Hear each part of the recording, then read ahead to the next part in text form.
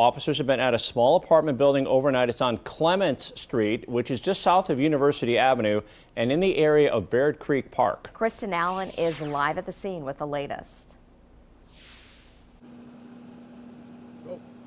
Good morning. We are just learning from police minutes before coming on the air that 2 people died at this apartment complex last night. You can see behind me that there are still quite a few police officers on scene here this morning. There's also the crime scene unit that is still here. A few other details, though, are being released right now. Police are not releasing the identities or the ages of the people who were involved in this death investigation. They say they are still working on trying to notify family. Police also aren't releasing any other details, including whether or not they're looking for any suspects or why they think the death is suspicious. Neighbors tell us that police started arriving here around 10 o'clock last night, and overnight officers were seen collecting evidence in plastic bags and taking photographs. Police had asked the public to stay away from this area. Now, police do tell us that they expect to release more details later this morning. We expect to be talking with police officers again here shortly. We'll bring you those updates as soon as we learn that. Reporting live in Green Bay, Kristyn Allen, Action 2 News.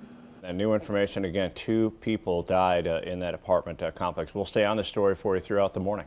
Some more first alert breaking news just coming into our newsroom. Police blocking the intersection at Dousman and Broadway in the downtown Green Bay area. And Kristyn Allen just arriving at the scene live now with what we know.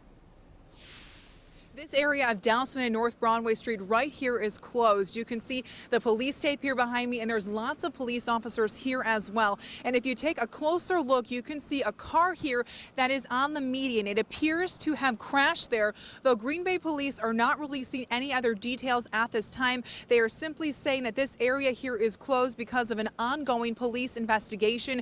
Drivers, though, are advised to use an alternate route this morning as they expect to be here for some time. We'll continue to follow this story. We expect to be able to talk to somebody later this morning, and we'll bring you those details as soon as we learn that. Reporting live in Green Bay, Kristyn Allen, Action 2 News.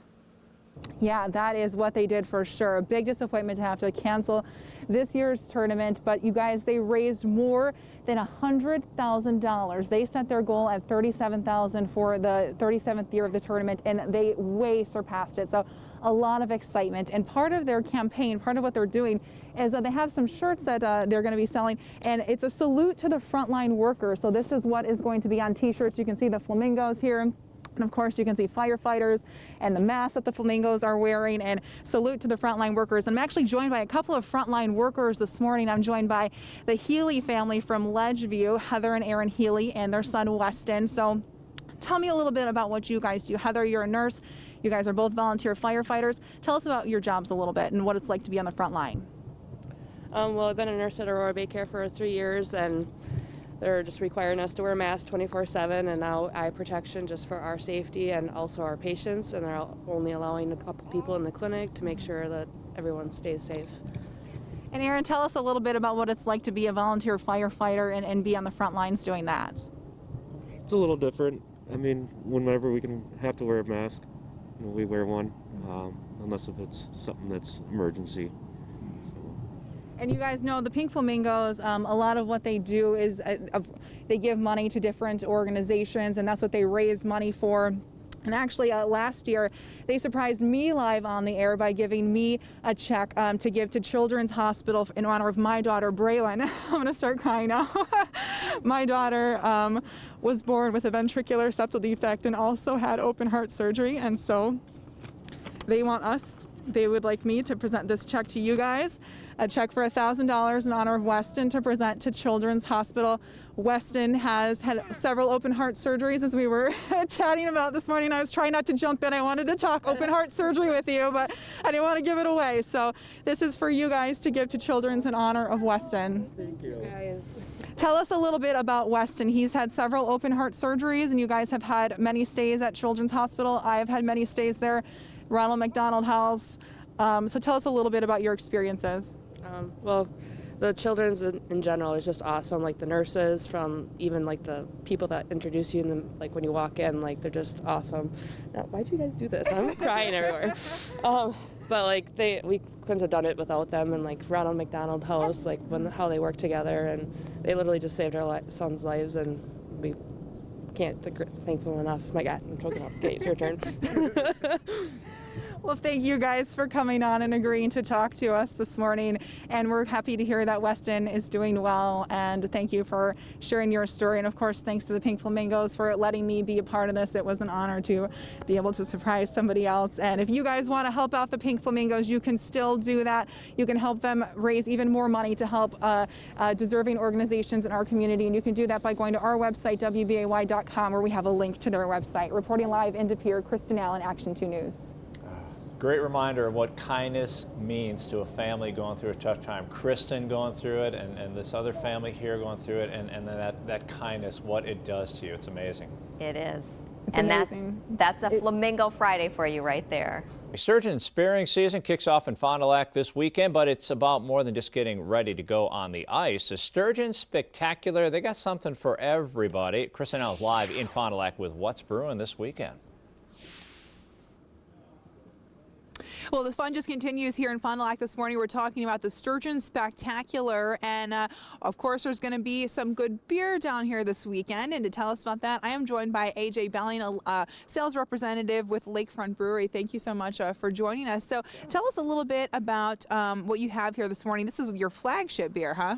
Yes, this is our flagship beer. This is our River West Stein Amber Lager, #1 selling amber in Wisconsin. We've been making this beer for about 32 years.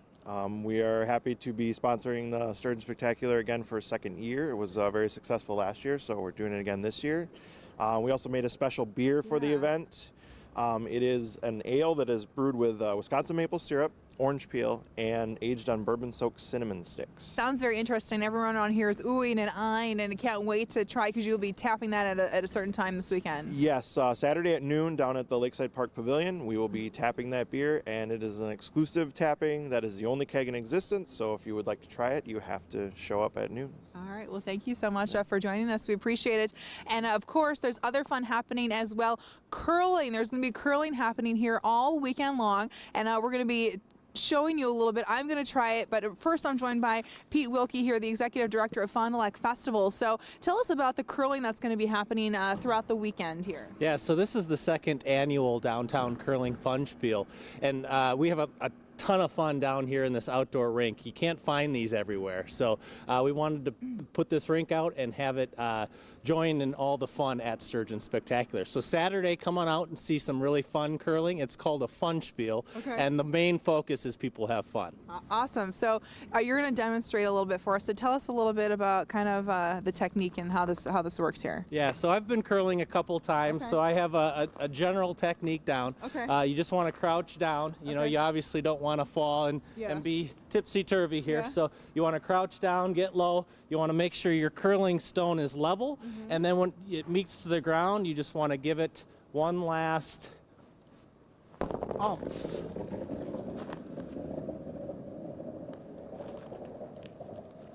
If you can see that red one down there, that's my practice toss earlier before we did the live shot. I'm going to do it Yeah, and I wanted to just get right next to it so you see that mine was a perfect throw. Okay, so I'm going to try it again.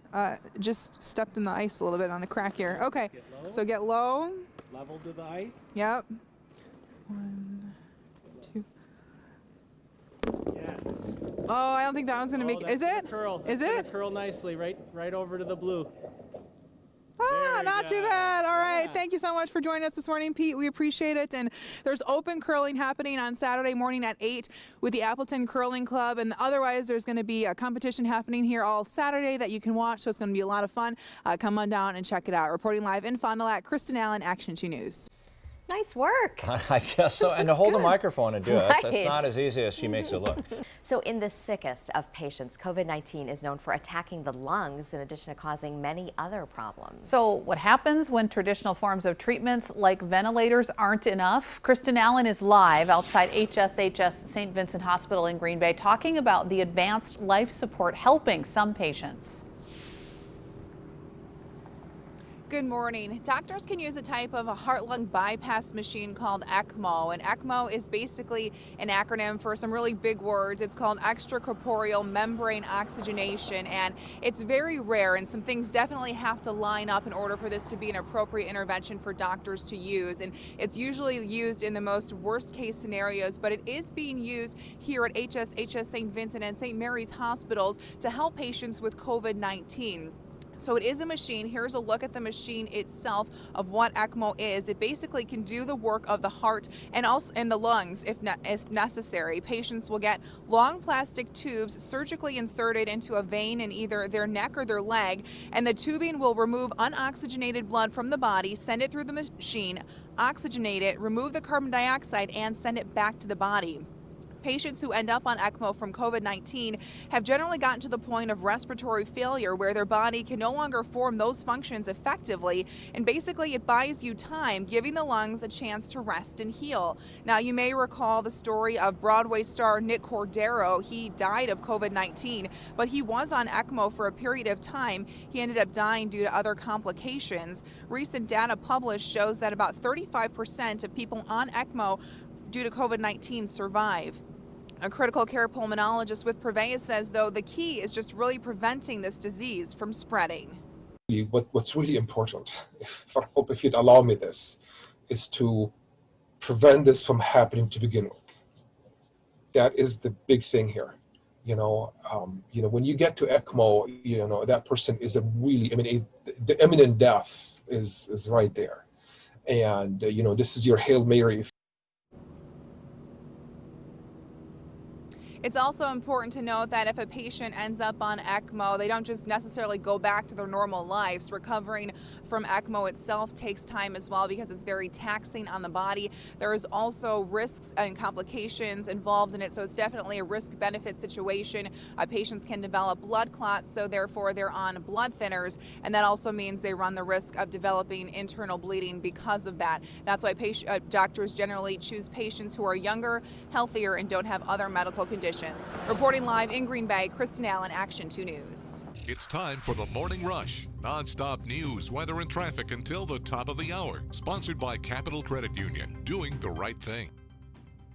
Starting the Morning Rush live on our Green Bay Skycam overlooking the Marathon gas station in downtown Green Bay at Monroe and Walnut. We have a crew live there. This was the site of gunfire overnight and demonstrations that left damage, and we are following the protests around the country and in Wisconsin as people express anger over the death of George Floyd and other deaths of black people at the hands of police. And then demonstrations going into the night in Green Bay. A large group of people, many police there at the intersection of Monroe and Walnut for several hours overnight.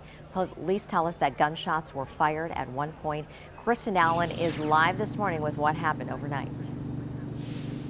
Protests turned violent here, as you said, as gunshots were fired toward this Marathon gas station here behind me, as large crowds of people gathered here and police working to break up the crowds. Now, we are standing in a parking lot across the street from the Marathon gas station, and my photographer and I, we found these rubber bullets here in this parking lot. So possible that police did use some other devices to potentially break up these crowds. Again, not confirmed, just showing you what we found here in this parking lot across the street. But again, we do know, confirmed by police, that shots were fired, gunshots fired toward this Marathon gas station here. And if you take a look, you can see that police still remain on scene here this morning, and you can see the yellow tape that surrounds the gas station, plus all of the litter and debris that is in the parking lot there. We're told by police officers that the inside of the gas station is a mess.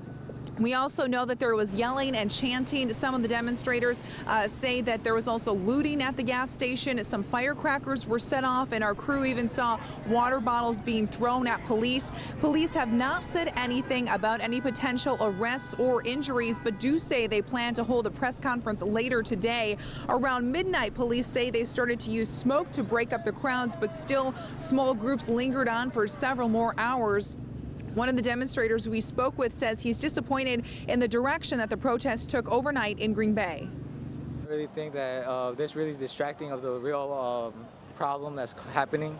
Since we're really supposed to be protesting a calm protest, we're not really supposed to be looting or anything.